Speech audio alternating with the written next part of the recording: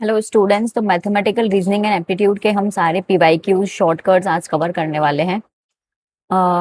जैसे कि हम इसमें सारे चीजें इंक्लूड करने वाले हैं। Complete syllabus, number series, letter series, coding, decoding, blood relation के क्वेश्चंस करेंगे, directional sense, fractional and percentages के क्वेश्चंस किस तरह के आते हैं, हम सारी चीजें कवर करने वाले हैं। ठीक है, profit and loss, simple and compound interest, time, speed, distance, average and ratio, इन सबके यहाँ पे पीवाईक्यूज भी होंगे और सैंपल क्वेश्चंस भी होंगे, प्लस इसके हम लोग फॉर्मूला शीट्स पूरी कवर करने वाले हैं। So let's start. सबसे पहले हम टाइप ऑफ रीजनिंग पे चलते हैं। डिडक्टिव, इंडक्टिव और एबडक्टिव, तीन तरह की रीजनिंग होती है। ठीक है, इससे एक क्वेश्चन बनता है।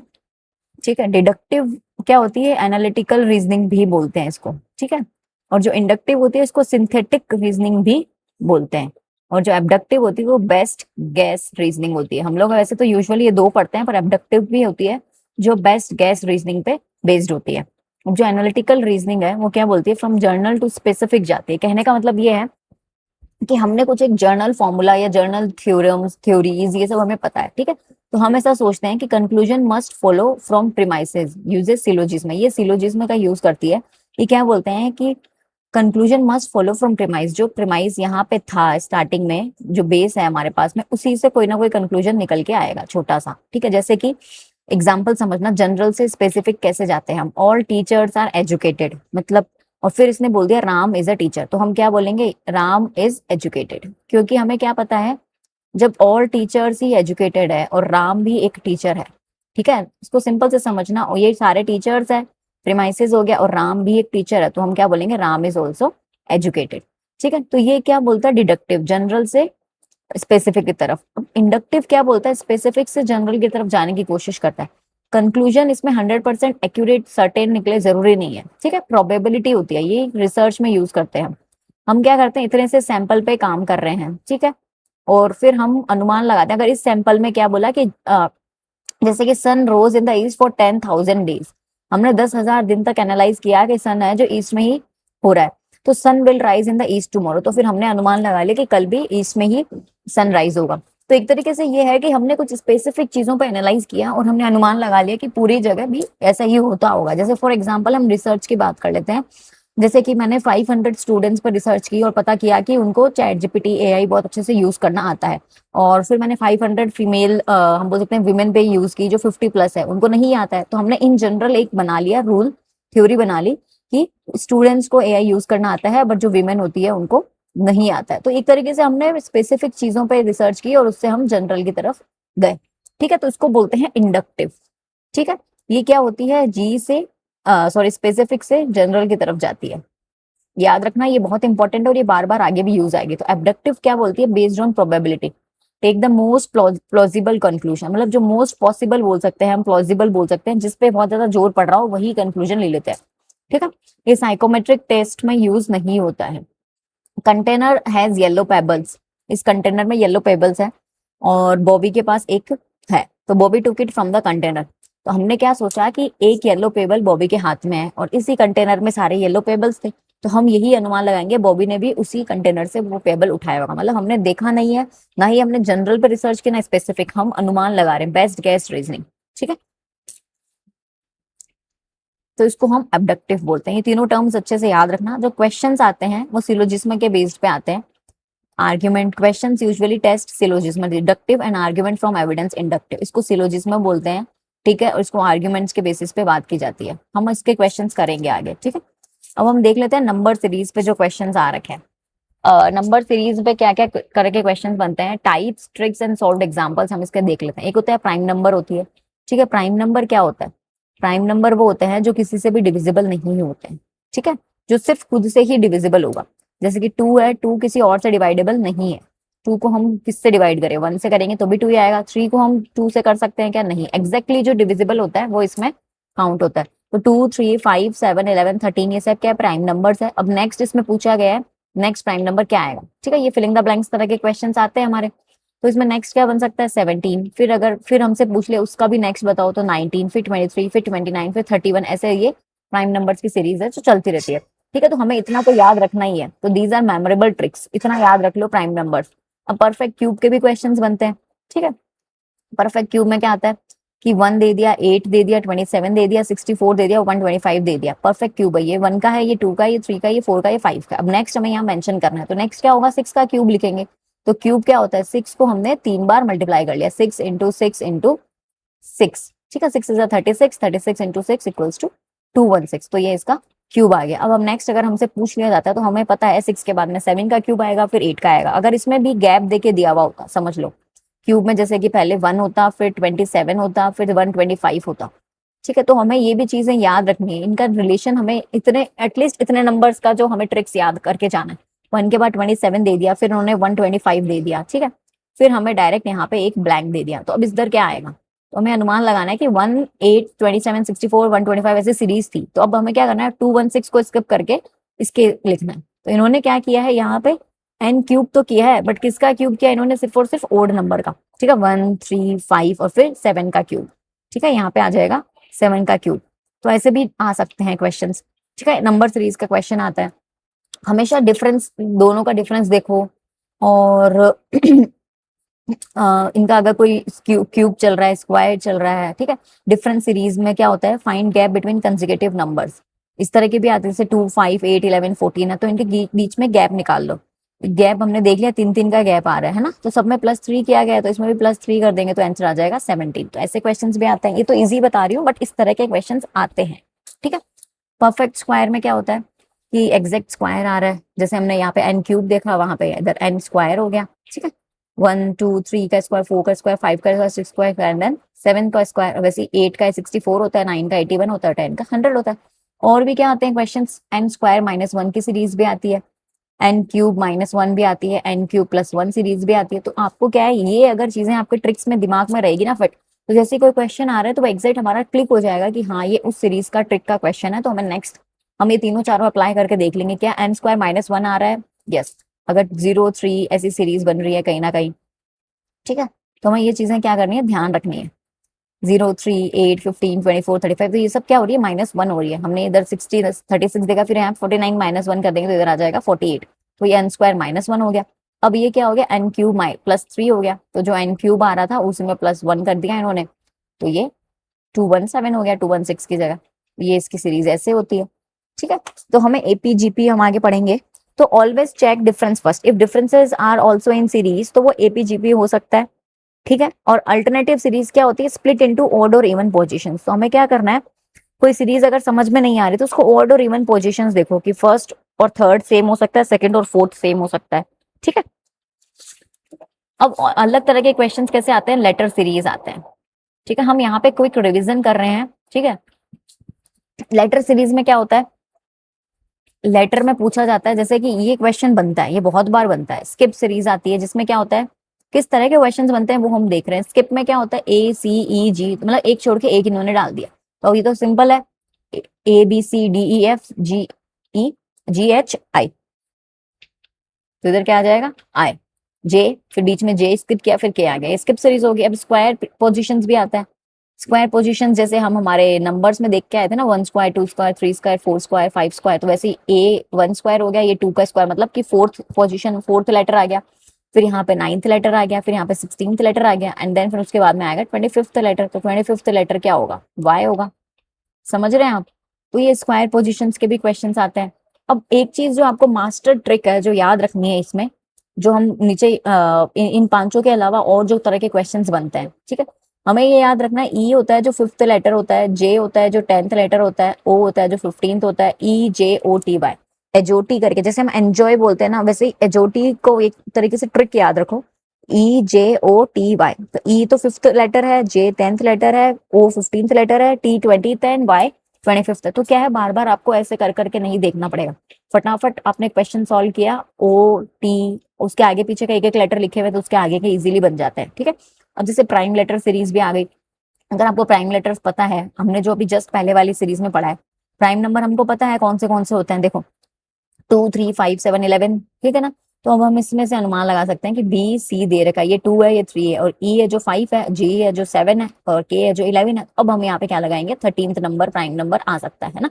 तो हमें पहले वाली सीरीज को चेक करना है कि क्या वो ऐसे ही फॉलो कर रही है, फिर हम नेक्स्ट इसमें मेंशन कर सकते हैं। तो ये इस तरह के एग्जांपल्स बता रही हूँ जो बेसिकली एग्जाम में आए हुए हैं। ठीक है, और 2 डायरेक्शन सीरीज होती है जिसमें ए और जेड, ठीक है, फर्स्ट और लास्ट लिख दिया, इसमें सेकंड सेकंड नंबर और सेकंड लास्ट लिख दिया, थर्ड और थर्ड लास्ट हो गया, फोर्थ और फोर्थ लास्ट आ जाएगा, फिर यहाँ पे फिर डब्ल्यू आ जाएगा, ठीक है, इंटरलीव्ड सीरीज हो गई।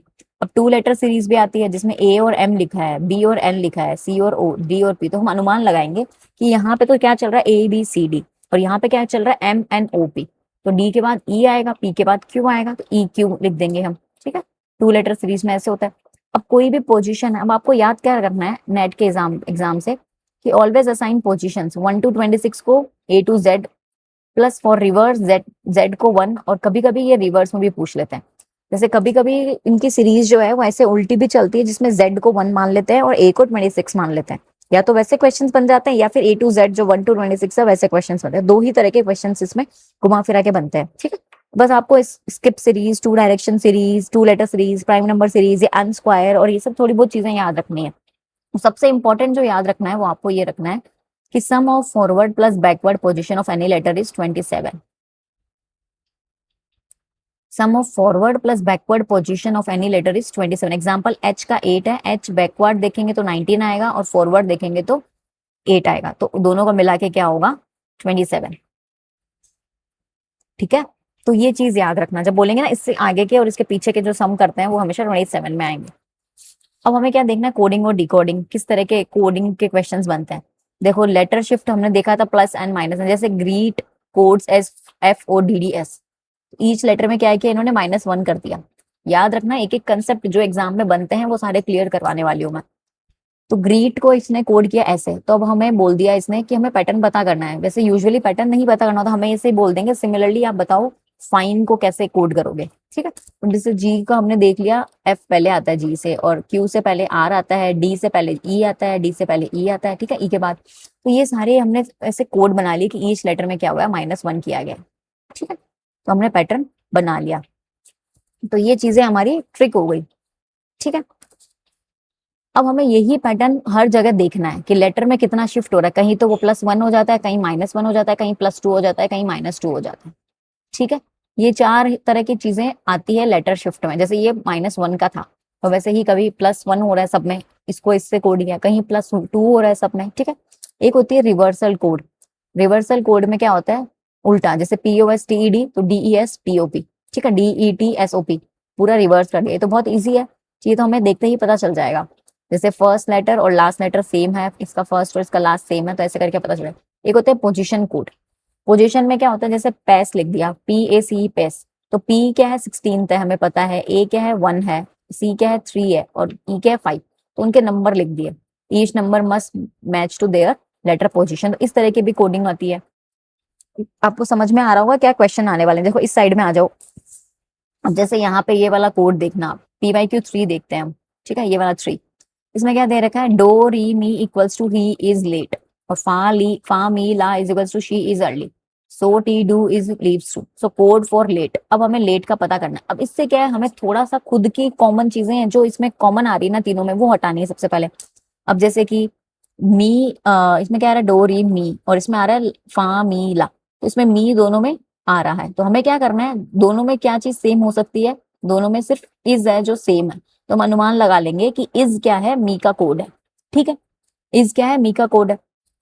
अब हमें देखना है कि जैसे इसमें भी क्या आ रहा है, ही इज लेट, और इसमें भी क्या आ रहा है, ही लीव सून, तो दोनों में कुछ तो सेम होगा ना, ही जो एलिमिनेट कर देगा ही को, जैसे कि डो री मी, और इसमें क्या आया, he so ti do, so ti do, ठीक है।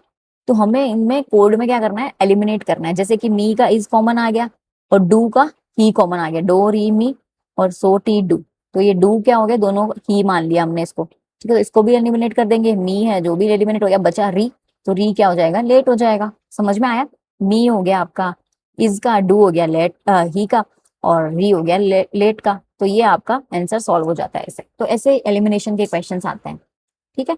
कॉमन वर्ड्स फाइंड करो पहले और बिटवीन सेंटेंसेस, और फिर कंपेयर करके आइसोलेट बना दो यूनिक वर्ड को, ठीक है। ऐसा क्वेश्चन आता है और ये इजीएस्ट वे है, इसमें कभी गलत होने के चांसेस नहीं है, एक बार बस ये ट्रिक देख लो तो इसमें करेक्ट हो जाता है।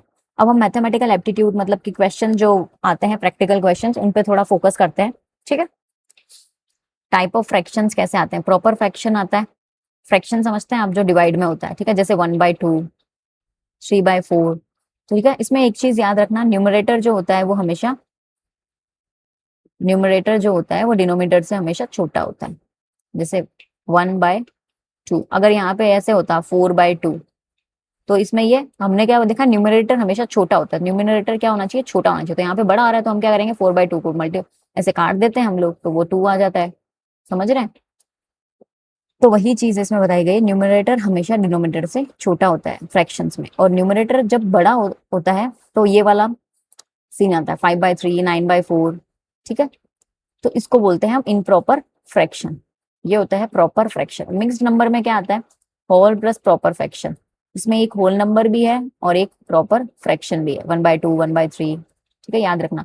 लाइक फ्रैक्शंस में क्या होता है, डिनोमिनेटर सेम होते हैं, जैसे 1/5, 3/5, 4/5। तो ये सारे लाइक फ्रैक्शंस हो गए जिसमें सबके डिनोमिनेटर सेम है। अनलाइक फ्रैक्शंस में सबके डिनोमिनेटर्स अलग है, डिफरेंट डिनोमिनेटर्स हो गए। न्यूमरेटर ऊपर वाला होता है, डिनोमिनेटर नीचे वाला होता है, ये चीज याद रखना। अब एग्जाम में क्या पूछा जाता है, क्रॉस मल्टीप्लाई ट्रिक पूछी जाती है। ठीक है, जैसे कि फॉर A/B विसेस C/D का क्वेश्चन आ गया, AX is greater than BXC, तो A/B is greater than C/D, true और फॉल्स, ऐसे क्वेश्चन आ जाते हैं। ठीक है, तो हम क्वेश्चन सॉल्व करते हैं पहले दोनों ट्रिक्स का। जैसे कि 3/5 of a group are girls. ठीक है, एक ग्रुप है उसके 3/5 क्या है, गर्ल्स है, और इफ देयर आर 24 गर्ल्स, तो टोटल चिल्ड्रन कितने हैं। अब 24 इक्वल्स टू हमें क्या दे रखा है, 3/5 दे रखा है हमें। अब हमें टोटल नंबर निकालना, तो इसको सॉल्व करना आना चाहिए फ्रैक्शन को। तो हम क्या करेंगे, ये वाला इधर आ जाता है, 24 × 5 मल्टीप्लाई करेंगे। ठीक है, 3/5 ऑफ एक्स है ये। ठीक है, तो 24 इंटू क्या करेंगे, 5/, ये इधर आ जाएगा 3। तो ये एक्स क्या है, टोटल नंबर ऑफ, हमने मान लिया, अनुमान लगा लिया कि टोटल नंबर ऑफ चिल्ड्रन होंगे ये एक्स। ठीक है, तो अब हमने क्या किया, मल्टीप्लाई किया, 3 को 27 से काटेंगे, 8 आ गया, 8×5 = 40। तो टोटल नंबर ऑफ चिल्ड्रन कितने हो गए, 40, multiply by reciprocal of fraction. तो होता क्या है, जब भी हम इधर से इधर लेके आते हैं, इक्वल्स टू का जब भी पार्ट इधर लेके आते हैं, तो हमेशा हमेशा इसको रेसिप्रोकल में लेके आते हैं। ठीक है, ये चीजें समझ में आ गई होगी आपको अभी तक तो। बेसिक का है मैथ्स। 24 इक्वल्स टू, अगर 3/5 ऑफ एक्स है, इसने बोल दिया एक्स तो टोटल चिल्ड्रन है और 3/5 क्या है, गर्ल्स है। ठीक है, तो 5 यहाँ लेके आ गए, 3 इधर हो गए। अब नेक्स्ट है which is in descending order. जैसे कि इसे पूछ लिया, ये नेट का पैटर्न है, ऐसे ही पूछते हैं ये, डिसेंडिंग ऑर्डर में कौन सा है। तो हमें क्या देखना है, क्रॉस मल्टीप्लाई करना है, फॉर्मूला होता है इसका क्रॉस मल्टीप्लाई का। कंपेयरिंग फ्रैक्शन होते हैं, जैसे ये है ना, क्रॉस मल्टीप्लिकेटिव ट्रिक है ये पूरी। कैसे क्रॉस मल्टीप्लाई करते हैं, जैसे फॉर एग्जाम्पल देखो, 5/8, 9/3, 13, 11/17 है। ठीक है, पूछा डिसेंडिंग ऑर्डर में कौन सा है, तो हम क्या करेंगे, स्टेप्स क्या है, 5/13 है। ठीक है, equals to 65 is less than 8 × 9 equals to 72, और इसको भी करेंगे तो हम आ जाएगा हमारे पास इक्वल्स टू ये। अब देखो करना क्या है, ऑर्डर निकालना है हमको। देखो, और डिसेंडिंग ऑर्डर समझ रहे हैं आपको, हमें इसमें से इनकी वैल्यू निकालनी है और ये पता करना है कौन सबसे छोटा है। डिसेंडिंग मतलब ये होता है बड़े से छोटे में जाना। तो सबसे बड़ा कौन सा है, 9/13। फिर उसके बाद में क्या आया, 11/17। फिर उसके बाद में क्या आया, 5/8। तो हमें इसको कैसे करना है, क्रॉस मल्टीप्लाई करके। हम क्रॉस मल्टीप्लाई करके वैल्यू फाइंड करते हैं कि किसकी सबसे ज्यादा आ रही है, किसकी सबसे कम आ रही है। क्रॉस मल्टीप्लाई करेंगे, ओके। अब नेक्स्ट हमें क्या दे रखा है, परसेंटेज का फॉर्मूला दे रखा है, शॉर्टकट्स और नेट PYQs हम लोग सॉल्व करेंगे। जैसे बेसिक फॉर्मूला क्या होता है, कोई भी चीज का हमें निकालना है परसेंटेज, तो हम क्या करेंगे, जैसे हमें दे रखा है कि 5% ऑफ 100। ठीक है, तो हम क्या करेंगे, 5% ऑफ 120 मान लो, तो 5/, हम क्या करेंगे, 100 × 120 कर लेंगे। ठीक है, तो ये ऐसे करके ये परसेंटेज निकल जाएगा, 5% ऑफ 120, तो इट विल बी 6%। आ गया ना। ठीक है, 12/2 करेंगे तो 6% बन जाएगा। और इसमें कभी कभी डिक्रीज पूछ लेते हैं हमें कि कितना डिक्रीज हुआ है परसेंटेज में, तो हम कैसे निकालते हैं, जो ओल्ड वैल्यू है, ठीक है, ओल्ड वैल्यू है वो लिखेंगे, फिर उसमें से जो परसेंटेज है वो यहाँ लिखेंगे, डिवाइड बाय 100 करेंगे। जैसे कि 20% डिक्रीज ऑन 100 हो गया, कभी कभी हमसे बोलते हैं ना, परसेंटेज के क्वेश्चन आते हैं कि 20% डिक्रीज हो गया है माल वैल्यू, तो हम क्या करेंगे, पहले उसकी वैल्यू निकालेंगे। जैसे ओल्ड वैल्यू तो 100 थी और अब डिक्रीज कितना हो गया, 20%, तो 100 - 20% करेंगे तो that will be 80, divide by 100। ठीक है, तो ये हमारा फॉर्मूला है, ठीक है, इसको याद रखना। परसेंटेज डिक्रीज का और परसेंटेज इंक्रीज में क्या होता है, 100 प्लस उसको प्लस कर देते हैं, परसेंटेज इंक्रीज का ये फॉर्मूला होता है। ओके,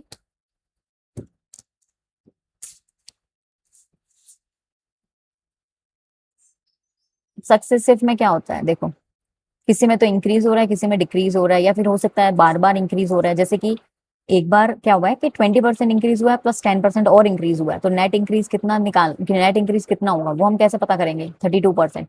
तो हमने जैसे कोई इसका फॉर्मूला ये होता है 20% प्लस 10% प्लस 20 × 10 डिवाइड बाई 100। जैसे कि 30 प्लस 20 × 10 करेंगे हम, कितना हो गया 200 डिवाइड बाय 100, ठीक है। तो 30 प्लस 2 इक्वल्स टू 32% हो गया नेट इंक्रीज। तो ये इसका फॉर्मूला है। ये फॉर्मूलाज मैं मेंशन कर रही हूँ और उनको समझा रही हूँ ताकि आपके लिए इजी रहे, एक ही शीट में सब कुछ आपके लिए कवर हो जाए। जैसे फॉर एग्जाम्पल ये देखो, नीरूज एक्सपेंडिचर है 3:7, इनकम 10% इंक्रीज हुई, एक्सपेंडिचर 12% इंक्रीज हुआ, तो सेविंग परसेंटेज कितना इंक्रीज होगा। सेविंग कितनी दे रखी है हमें, 3:2 दे रखी है उसकी, है ना। तो हमें निकालना है सबसे पहले, इनकम परसेंटेज 10 है, एक्सपेंडिचर 12% है, तो हम पहले तो वो परसेंटेज निकाल लेते हैं इनकम एंड एक्सपेंडिचर का। नीरूज एक्सपेंडिचर विसेस सेविंग्स दे रखी है हमें, यहाँ पे क्या है एक्सपेंडिचर और डिवाइड बाय सेविंग्स, इसका फॉर्मूला हमें, इसका हमें परसेंटेज दे रखा है 3/2, ठीक है, हमें इतना दे रखा है एक्सपेंडिचर बाय सेविंग्स का। अब हमें क्या करना है, इनकम समझ लो उसकी 100 है, ठीक है, एक्सपेंडिचर उसका कितना होगा, एक्सपेंडिचर 60 होगा और सेविंग उसकी 40 हो जाएगी। हम अनुमान लगा रहे हैं क्योंकि 3:2 बोला है ना, तो 60 और 40 में हमने कर लिया।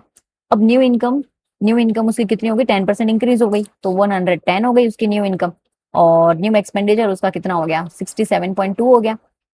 क्यों, क्योंकि हमने क्या देखा, 60 हमने क्या किया था, एक्सपेंडिचर किया था, तो 60 में हमने क्या किया, यहाँ पे 12% ऐड किया तो 67.2 हो गया। और सेविंग्स उसकी और इनकम उसका 10% इंक्रीज हुआ था, ठीक है। और एक्सपेंडिचर हम देख लेते हैं, यहाँ पे सेविंग्स उसकी कितनी हो गई, सेविंग उसकी पहले कितनी थी 40, तो 42.8 हो गई, तो टोटल इंक्रीज कितना हुआ 7% हो गया, 2.8 डिवाइड बाई 40, ठीक है। ऐसे भी कर सकते हैं हम, और उसको हम हमारे सक्सेसिव वाले फॉर्मूले से भी कर सकते हैं, it's very easy. A price of petrol increases by 50%. तो by how much percent should consumption be reduced to keep expenditure safe? अब ये बोल रहा है कि प्राइस ऑफ पेट्रोल इतना बड़ा है, तो हमें ये जो पहले वाली ओल्ड वैल्यू है, जैसे ये इंक्रीज हो गया 10% से, तो हमें ये देखना है कि ओल्ड वैल्यू रहे सेम टू सेम, वो कितना हमें करना चाहिए। तो अब इसमें क्या फॉर्मूला लगेगा, R divide by 100 plus R into 100। ये एक एक चीज के फॉर्मूले याद रखना आप, ठीक है। तो एक्सपेंडिचर इक्वल्स टू शॉर्टकट होता है प्राइस इंटू कंजम्पशन। जैसे प्राइस कितनी हुई 50%, ठीक है, इंक्रीज हुआ, divide by 150 into 100 equals to 33 ये इसका फॉर्मूला है, याद रखना। जैसे कि 50% इंक्रीज हुआ, अगर परसेंटेज में गिवन है तो इट्स वेरी इजी, 50% है डिवाइड बाय कितना करना है हमें, हमारे पास फॉर्मूला है 100 प्लस R, तो कितना हो गया 150, ठीक है, इंटू 100, ये इसका फॉर्मूला। ऐसा same as it is question आता है, ये फॉर्मूला लगाना है, वेरी इजी है। तो हमारे पास आ गया 33%। अगर हम रिड्यूस कर देंगे एक्सपेंडिचर को, तो हमारा क्या है कंजम्पशन, पेट्रोल का प्राइस बढ़ने के बाद भी कंजम्पशन सेम रहेगा एक्सपेंडिचर उसका। और जैसे यहाँ पे क्वेश्चन दे रखा है, ए की इनकम 70% है बी की, और बी की इनकम 50% ऑफ सी है, तो if C is income is 1 lakh तो find the A is income. अब सी की इनकम 1 लाख है, अब ये क्या बोल रहा है, B is income is 50% of C, तो बी की इनकम कितनी हो गई 50,000, 50% ऑफ सी बोल रहा है ना ये, तो ये हो गई 50,000, ठीक है। अब क्या बोल रहा है ये, A is income is 70% of B, अब बी की 50,000 है, तो इसकी 70% और निकाल लेंगे, तो इसका 70% कितना होगा 35,000, तो 35,000 हो गया इसका सिंपल फॉर्मूला। और एक और शॉर्टकट इसमें दे रखा है हमें कि 70% इंटू 50% ऑफ सी कर देंगे डायरेक्ट, तो 35% आ गया ऑफ 1 लाख, ठीक है। 70 इंटू 50 इंटू 1 लाख करेंगे ना, तो भी ये परसेंटेज के फॉर्म में 35,000 आ जाएगा। तो ये सिंपल ट्रिक्स है, एज इट इज ऐसे ही क्वेश्चन आते हैं एग्जाम में, इजी टू सॉल्व है, बस एक बार आपको कंसेप्ट क्लियर हो गया तो आप कर लेंगे, ठीक है। अब हम प्रॉफिट एंड लॉस में आ रहे हैं, ठीक है। प्रॉफिट एंड लॉस, इसका भी एक क्वेश्चन कभी कभी बन जाता है, ठीक है। कॉस्ट प्राइस क्या होती है, price at which article is bought, और सेलिंग प्राइस कौन सी होती है, जिसपे आर्टिकल को हमने बेचा है। प्रॉफिट क्या होता है, selling price minus cost price, ये याद रखना। जो भी हम सेल कर रहे हैं जिस प्राइस पे, और जो कॉस्ट थी उसके बीच का जो भी मार्जिन हमारे बचता है वो प्रॉफिट हो गया। अगर हम इनकेस हमारे लॉस हो रहा है तो हम क्या मानेंगे कि कॉस्ट प्राइस क्या थी हमारी ज्यादा थी और सेलिंग प्राइस कम थी, मतलब कॉस्टिंग हमारी 120 थी और सेल हमने उसको 110 पे किया, तो हमारा लॉस हो गया। तो इसमें क्या होता है, कॉस्ट प्राइस हमेशा ग्रेटर देन सेलिंग प्राइस होती है। और अगर सेलिंग प्राइस ज्यादा है कॉस्ट प्राइस से, तो इट मीन्स प्रॉफिट है, अदरवाइज इट इज लॉस। और वही हमें परसेंटेज निकालना है, तो हमने प्रॉफिट ले लिया तो प्रॉफिट इंटू 100/CP करना है। ये याद रखना, कॉस्ट प्राइस से ही डिवाइड होगा। प्रॉफिट परसेंट और लॉस परसेंट में हमेशा हम कॉस्ट प्राइस पे प्रॉफिट निकालेंगे, क्योंकि प्रॉफिट होता किस पे है, जो कॉस्टिंग थी उसके ऊपर जो भी हमारे इनकम आ रही है उस पर प्रॉफिट होता है। तो ये चीज याद रखना, प्रॉफिट परसेंटेज का फॉर्मूला प्रॉफिट इंटू 100/CP, और लॉस परसेंटेज हो रहा है तो लॉस है, तो लॉस इंटू 100/CP। अब इंपॉर्टेंट क्वेश्चन क्या बन जाता है कभी कभी, सेलिंग प्राइस विथ प्रॉफिट। ठीक है, ये क्वेश्चन आता है, ये सेलिंग प्राइस विथ लॉस। जैसे कि इसका फॉर्मूला क्या होता है, कॉस्ट प्राइस करेंगे हम 100 प्लस प्रॉफिट परसेंट बाय 100। जैसे कि आपने क्या किया है, सेलिंग प्राइस विथ प्रॉफिट, अगर हमको निकालनी है सेलिंग प्राइस, मतलब हमें प्रॉफिट गिवन है बट हमें सेलिंग प्राइस नहीं पता कि किस प्राइस पे बेचा होगा। हमें कॉस्ट प्राइस पता है, हमें प्रॉफिट परसेंटेज पता है, हमें पता है 10% प्रॉफिट हुआ है, कॉस्टिंग उसकी 100 थी कॉस्ट प्राइस। अब हमें बोल रहे हैं कि सेलिंग प्राइस निकालो, तो हम नॉर्मल 100 वैल्यू गिवन है तो हम इजीली अनुमान लगा सकते हैं, 100 प्लस 10% करेंगे तो 110 आ जाएगा।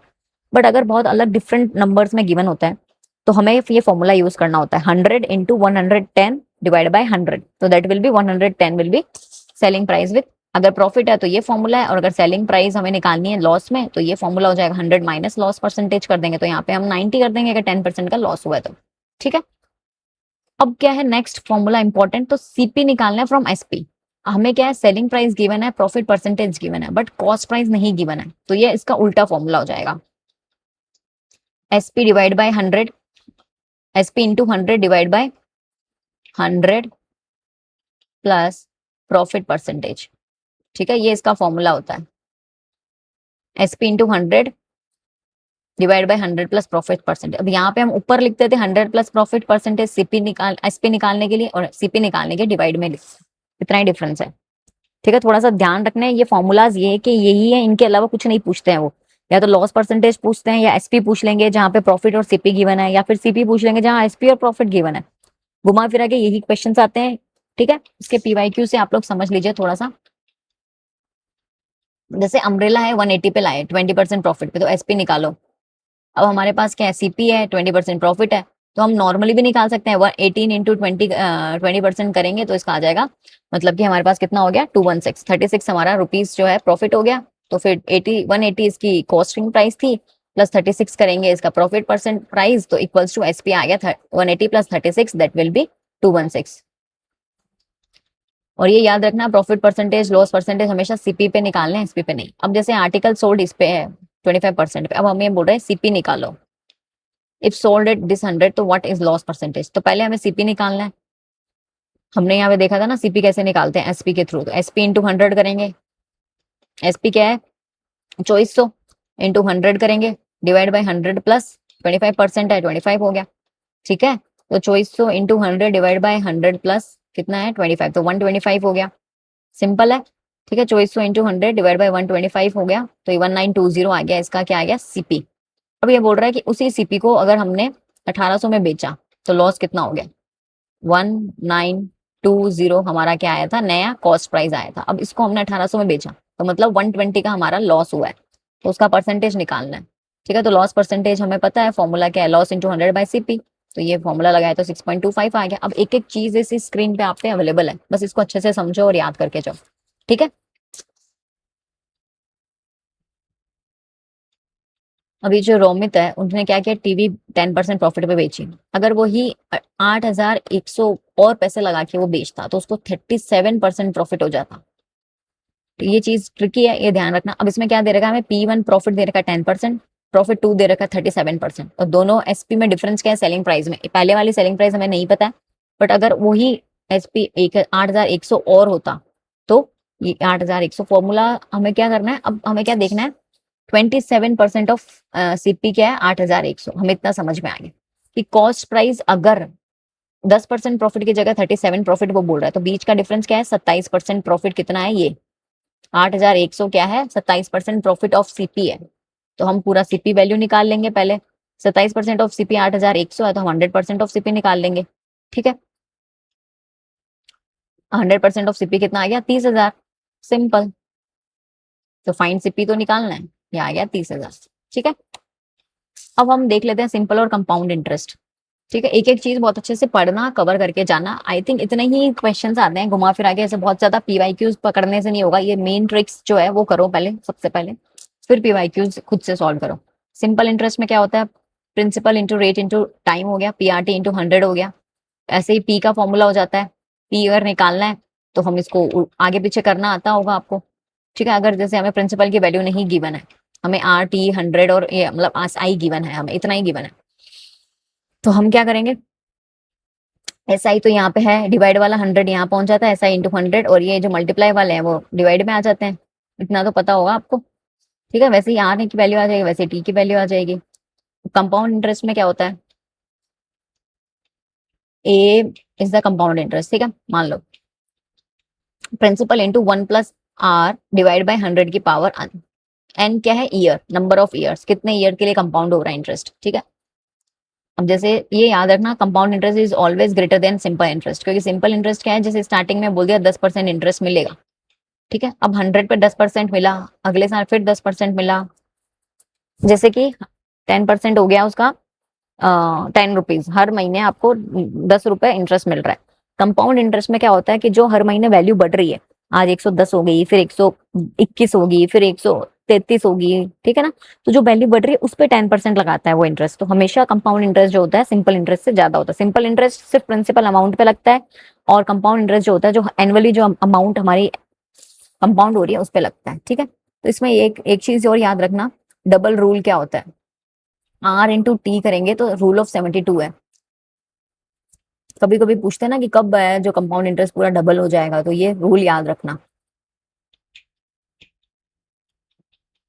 ठीक है, इंटरवल्स होते हैं, क्वार्टरली भी होता है जिसमें हम एन को 4 से मल्टीप्लाई करते हैं, मंथली होता है जिसमें एन को हम 12 से मल्टीप्लाई करते हैं। कभी कभी बोलते हैं ना क्वार्टरली इंटरेस्ट, क्वार्टरली क्या हो रहा है, कंपाउंड हो रहा है इंटरेस्ट, कभी कभी बोलते हैं मंथली कंपाउंड हो रहा है। तो ये चीजें याद रखना। अब एक क्वेश्चन सॉल्व करते हैं, उससे समझ में आ जाएगा।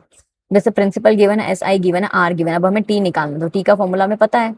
ठीक है, बेसिक फॉर्मूला तो पीआरटी बाई 100 होता है। ये पी वाई क्यूज है सारे, याद रखना, इजी नहीं बता रही हूँ मैं, ऐसे ही क्वेश्चन आते हैं, बस कंसेप्ट क्लियर होने जरूरी होता है। टी का फॉर्मूला क्या आएगा, 100 इंटू 81 डिवाइड बाई दिस, तो 2 ईयर्स हो गया। अब सिमिलरली कंपाउंड इंटरेस्ट निकालना है हमें, पीरियड देखना है हमें। अच्छा, हमें एन की वैल्यू निकालनी है इसमें। ठीक है, एन की वैल्यू हमें पी गिवन है, पी हमारा क्या है 30,000, सॉरी कंपाउंड ऑन 30,000, जो है प्रिंसिपल तो 30,000 था, 7% उसका आर है, और कंपाउंडिंग वैल्यू भी हमें पता है, दैट इज 4,347। ठीक है, अब हमें एन की वैल्यू निकालनी है।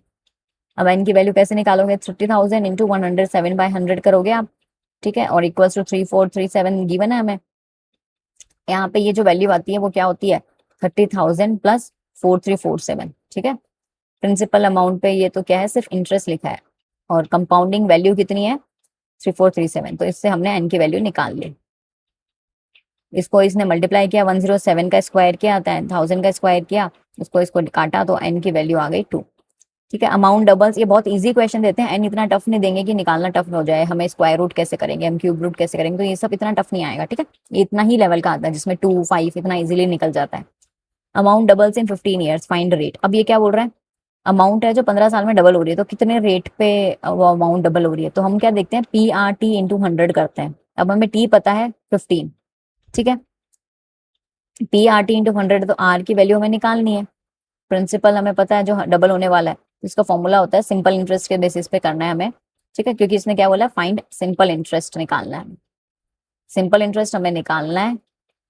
टी हमें पता है 15, रेट हमें फाइंड करनी है। ठीक है,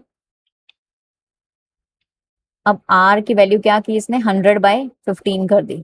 ठीक है, पी को इसने कांस्टेंट रखा, तो 100/15 इसने की, 100 इसने अज्यूम किया है। ठीक है, 100 ये वाला जो डिवाइड वाला 100 है वो ये 100 है, और 6.6 से 60 रेट हो गई। तो ये चीज कॉमन है, ये याद रखना, जितना भी ईयर्स बोलते हैं ना ये डबल हो रहा है, तो उसको 100 से आपको डिवाइड करना है एस आई में, और सम अमाउंट्स ऑफ दिस। ठीक है, इसका आप खुद से सॉल्व कर लो, क्वेश्चन एक ट्राई करो। अब टाइम स्पीड एंड डिस्टेंस के क्वेश्चन है, इसका एक क्वेश्चन आता है, इसका मास्टर फॉर्मूला एक याद रखना, एवरेज स्पीड का जो फॉर्मूला होता है वो इक्वल डिस्टेंसेस के लिए 2xy divide by x plus y, ये चीज याद रखना। और if speed are in A:B ratio, तो टाइम टेकन क्या होगा, B:1 रेशियो। जैसे भी स्पीड का रेशियो अगर हमें गिवन है 2:2, 2:4, ठीक है, तो टाइम टेकन क्या होगा, 4:2 होगा। ये याद रखना, स्पीड और जो डिस्टेंस का है वो हमेशा इनवर्स रिलेशन होता है, रेशियो होता है। अब कोर ट्रायंगल हमें गिवन है, टाइम, स्पीड और डिस्टेंस। तो होता क्या है, अगर हमें डिस्टेंस निकालनी है तो हम स्पीड इंटू टाइम कर देंगे, और अगर हमें स्पीड निकालनी है तो ये टाइम डिवाइड बाय डिस्टेंस हो जाएगा, और अगर हमें टाइम निकालना है तो डिस्टेंस डिवाइड बाय स्पीड हो जाएगा।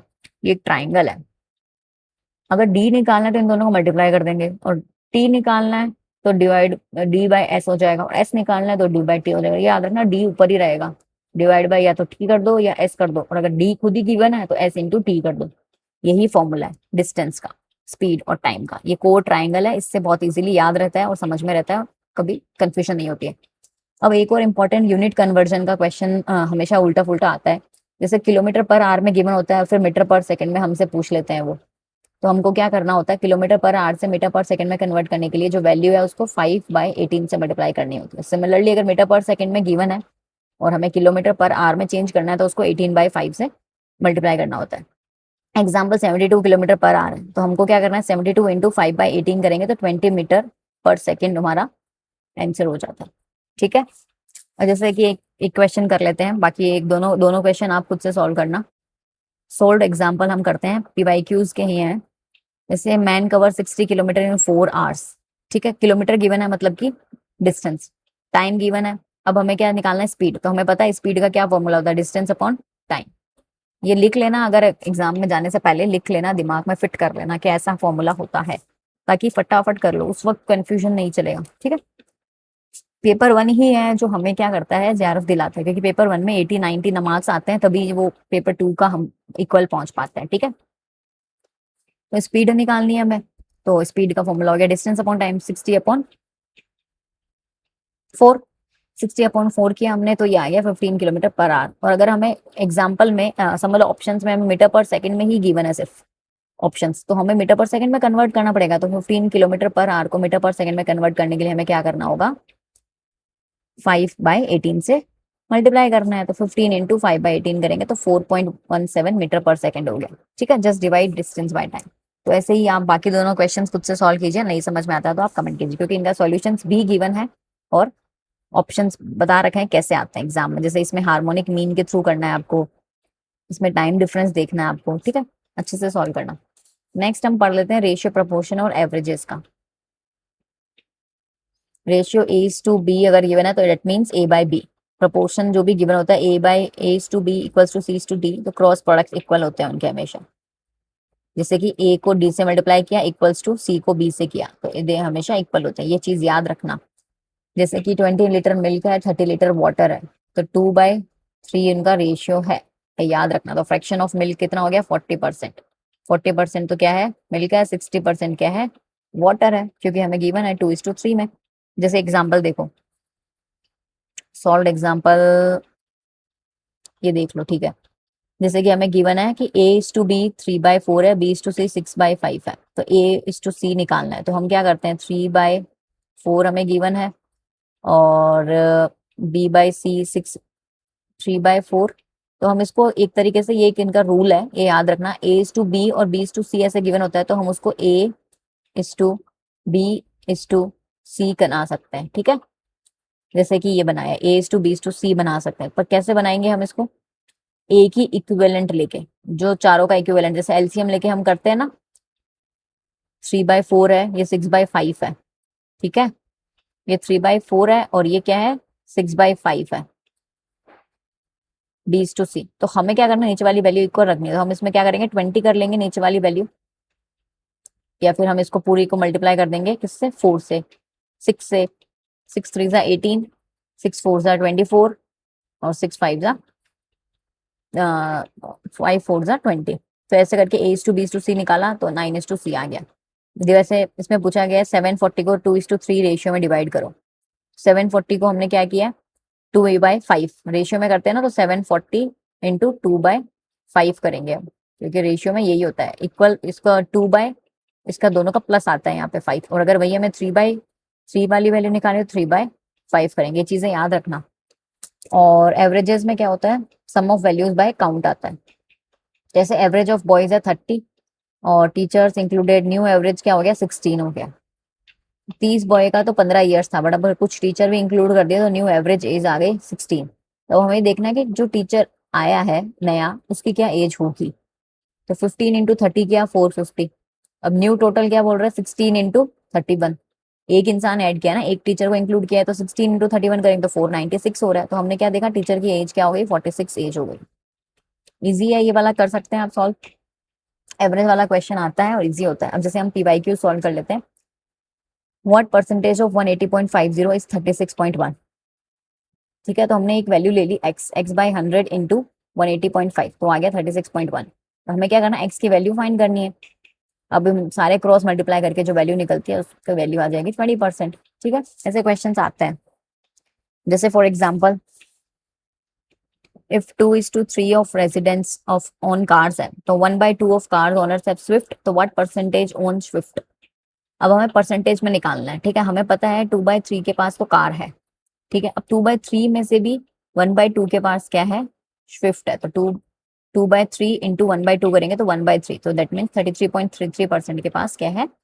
ये क्वेश्चन सबसे इजी टू सॉल्व है, बस एक बार ट्रिक समझ में आ गई ना आपको, तो ये ही आपको स्कोरिंग यूनिट बना के। ठीक है, अब जैसे ये हमें लॉस परसेंटेज का आ गया, ये हमने लास्ट किया था अभी। अब कैलेंडर का क्वेश्चन आता है, कभी कभी आ जाता है, बस समझ लो आप। ठीक है, ऑर्डिनरी ईयर में क्या होते हैं 365 डेज होते हैं। ठीक है, और लीप ईयर में 366 होते हैं। और 100 ईयर्स में ये याद रखना 5 ओड डेज बनते हैं। और 200 ईयर्स में 3 ओड डेज आते हैं। और 300 ईयर्स में 1 ओड डे आता है। 400 में 0, पूरा रीसेट हो जाता है।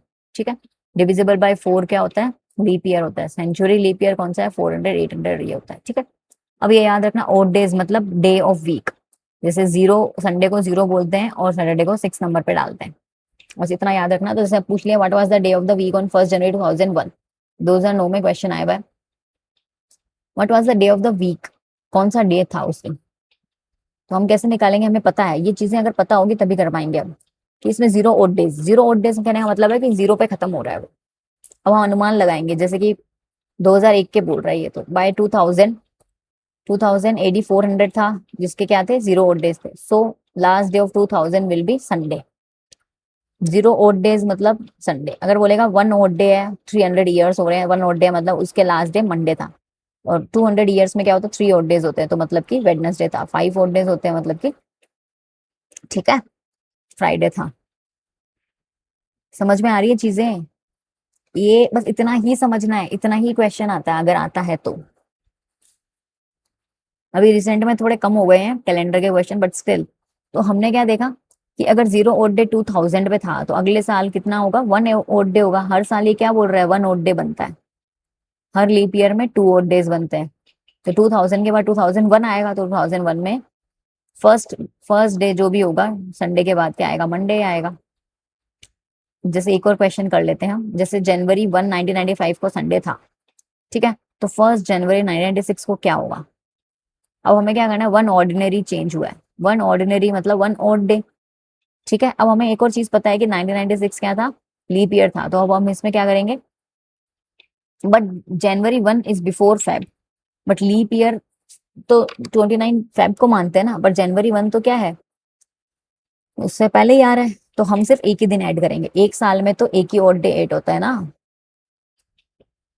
ठीक है, समझ में आ रही है चीजें। इजी है, बस समझने की देरी है, समझ जाओ। ठीक है, वेन डायग्राम का क्वेश्चन कई बार बना हुआ है। अब इसको सिर्फ समझ लो आप लोग, क्योंकि समझ में आने के बाद हम नेट का क्वेश्चन देख लेते हैं डायरेक्ट कैसे तरह के क्वेश्चन आते हैं। ठीक है, वेन डायग्राम में क्या होता है कि जैसे ये दे दिया और फिर इसके अंदर ये दे दिया। अब ये तो क्या हो गया, यूनियन वाला हो गया। ठीक है, इंटरसेक्शन वाला जो पार्ट होता है, ओवरलैप हो रहा है जो। ठीक है, और ये हो गया आपका कुछ एक्सटर्नल पार्ट, ये भी अलग पार्ट हो गया। ये ए हो गया, ये बी हो गया, और ये ए यूनियन बी हो गया। ठीक है, ऐसे क्वेश्चंस बनते हैं। अब जैसे किसी ने बोला, फॉर एग्जांपल हम इस क्वेश्चन को सॉल्व करने की कोशिश करते हैं। Class 8 students play football and hockey. ठीक है, एंड 7 प्ले नेदर नेदर और 13 प्ले हॉकी, 19 प्ले फुटबॉल। तो हाउ मेनी स्टूडेंट्स टोटल। अब देखो जैसे,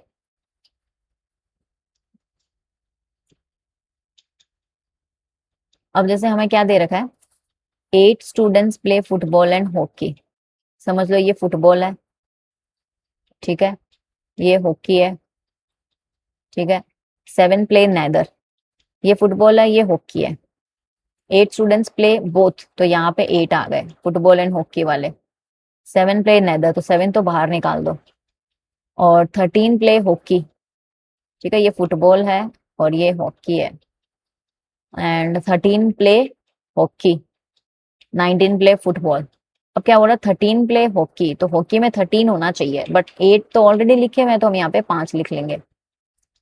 और 19 प्ले फुटबॉल, अभी बोला 19 है जो फुटबॉल खेलते हैं, तो 18 19 में से 8 क्या करेंगे हम, माइनस करके यहाँ लिख लेंगे 11। ठीक है। अब क्या हो रहा है, how many students total, total कितने होंगे, तो हमने क्या देखा, 11 और 8 कितने हो गए, 19, 19 और 5 24, 24, और हम इसमें 7 और ऐड कर देंगे जो कुछ भी नहीं खेल रहे हैं, तो टोटल आ गए 31। तो ये तो 2 वाला ही वेन डायग्राम था, ऐसे ही आपके पास 3-4 का भी आ सकता है, हॉकी फुटबॉल के साथ बास्केटबॉल भी ज्वाइन कर सकते हैं वो। तो ये इस तरीके से कैलकुलेट करके आपको सॉल्व करना है। ठीक है।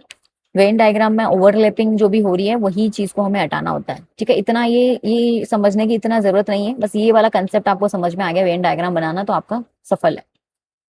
अब जैसे नीचे वाला आ गया, जैसे मैथ्स, इंग्लिश और नाइदर वाला। ठीक है, 21 लाइक मैथ्स, अब जैसे ये मैथ्स है और ये इंग्लिश है। ठीक है, 21 को मैथ्स पसंद है, 16 को इंग्लिश पसंद है, 6 लाइक नाइदर। अब 6 तो ऐसे है जिसको कुछ नहीं पसंद, और 21 को मैथ्स और 16 को इंग्लिश हमारी लैंग्वेज में। पर ये क्या हो रहा है, 30 ही स्टूडेंट है, तो 30 में से पहले 6 तो बाहर निकाल दो, बचे 24।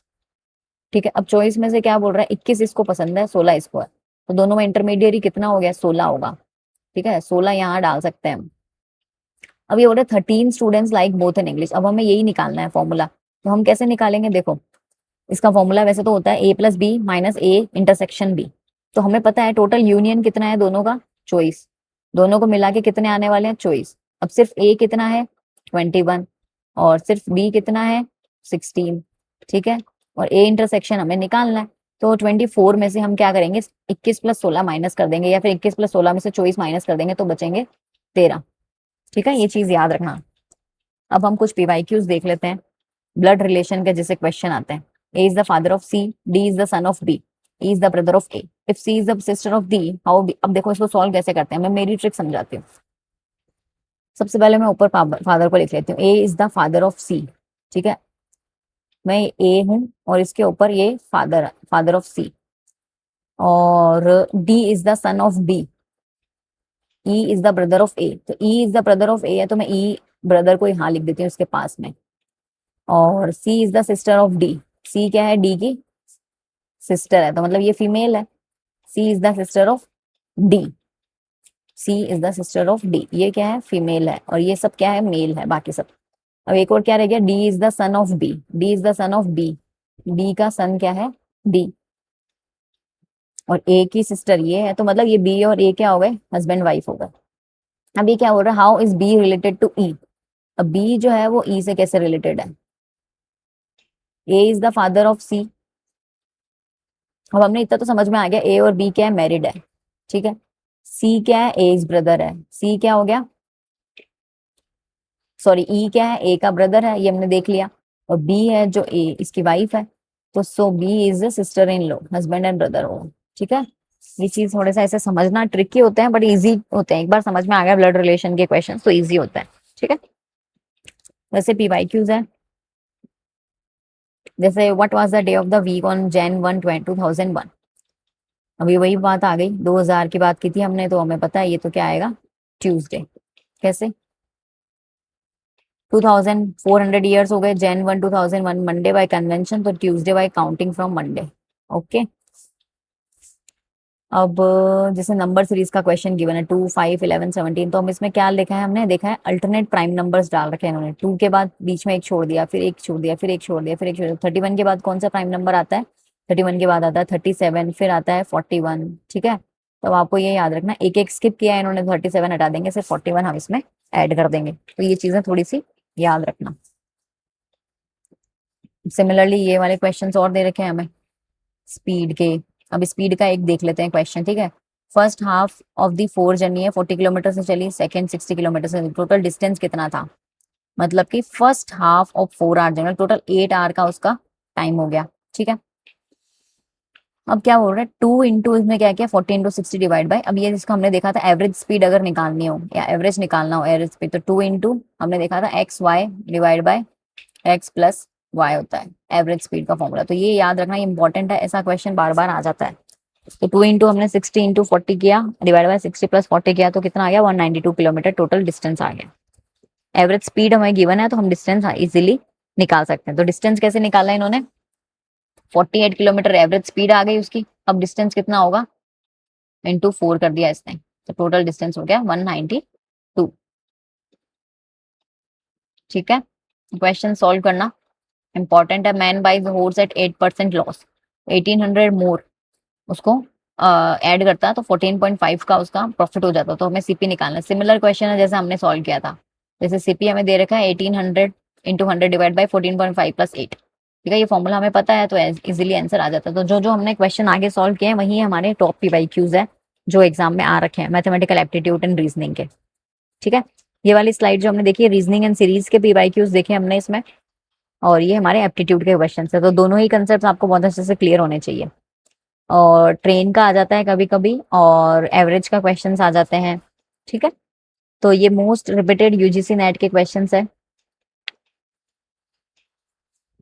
फ्रिक्वेंटली आस्क्ड होते हैं।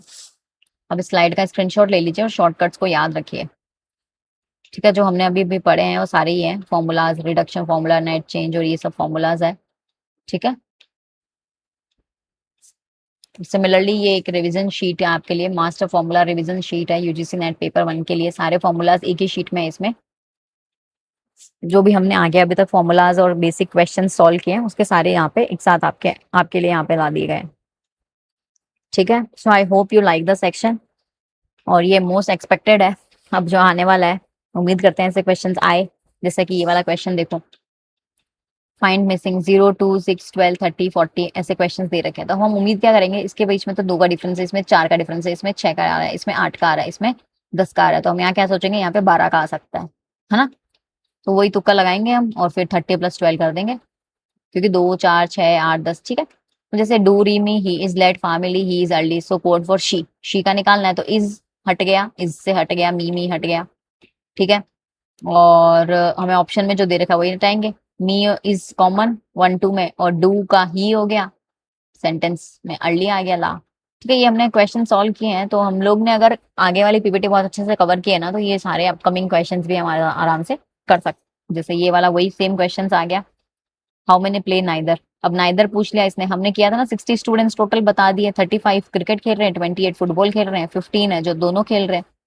तो अब ऐसे कौन से हैं जो कुछ भी नहीं खेल रहे। ठीक है, बीच में 15 अगर डाल दिया हमने तो हम क्या करेंगे 35 प्लस 28 माइनस 15 करेंगे। 35 प्लस 28 कितना होता है 30 40 50 60 60 60 63 63 माइनस 15 करेंगे कितना होगा 63 माइनस 15 कर देंगे हम, तो हमारे पास बचेगा 48। तो 48 के बाद में 12 स्टूडेंट्स ऐसे हो गए 60 में से जो कुछ नहीं खेल रहे हैं। ठीक है, 48 क्या है टोटल स्टूडेंट्स है जो ये खेल रहे हैं। फॉर्मूला हमने देखा था ए प्लस बी हमने किया, माइनस जो इंटरसेक्शन वाला हमें निकालना है। इंटरसेक्शन क्या है, ये ए यूनियन बी। ठीक है, ठीक है, ये कैलेंडर और इनके लास्ट मिनट रिवीजन शीट्स है, ये 1 घंटे पहले एग्जाम से पहले आप फटाफट रिवाइज करके जा सकते हैं, it will be easy for you. So with this we have come to the end of the question. See you, I just hope आप पेपर 1 की तैयारी अच्छी चल रही होगी, और इसी मेरी प्लेलिस्ट से आप बाकी सारे पेपर 1 के चैप्टर्स भी देख सकते हैं। कॉमर्स एंड मैनेजमेंट की भी सीरीज चलती है मेरे यहाँ पे। सो मैं भी ऐसे ही करके गई थी, 5 क्वेश्चन सही हो गए थे, क्योंकि इट इज एन ईजियर वे। बहुत ज्यादा पीवाईक्यूज और करने से बेहतर है ये वाले मेन क्वेश्चंस बहुत कवर कर लो, फॉर्मूलाज एंड सब अच्छे से करके जाओ। So it will be helpful for you. So all the best, have a great life ahead.